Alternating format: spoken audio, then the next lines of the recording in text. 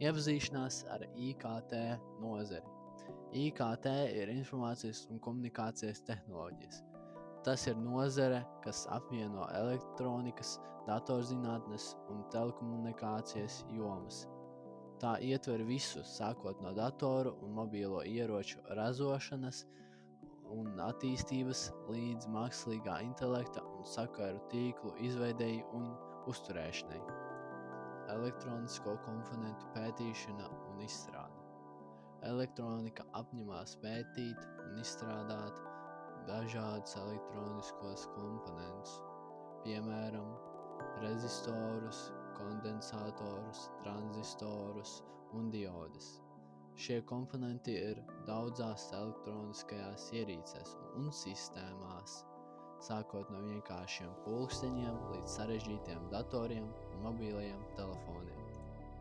Informācijas tehnoloģijas ir plaša nozare, kas nodarbojas ar datoru sistēmu izmantošanu, lai apstrādātu, pārraidītu un saglabātu informāciju. Datu apkopošana IT jomā ietver datu apkopošanu no dažādiem avotiem, piemēram, sensoriem, lietotāja ievades vai citām ierīcēm. Šie dati var būt dažāda veida, piemēram, teksts, skaitļi, attēli vai skaņa.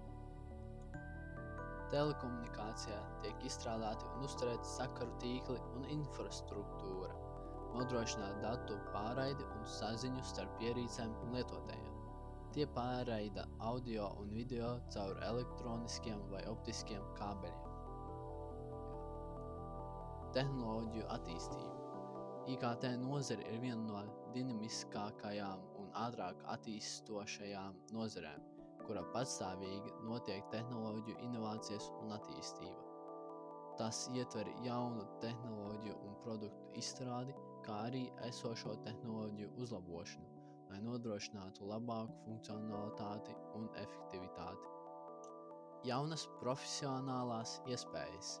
IKT nozare piedāvā daudz dažādas profesionālās iespējas un karjeras ceļus, sākot no programmētājiem un inženieriem līdz projektu vadītājiem un datu analītiķiem.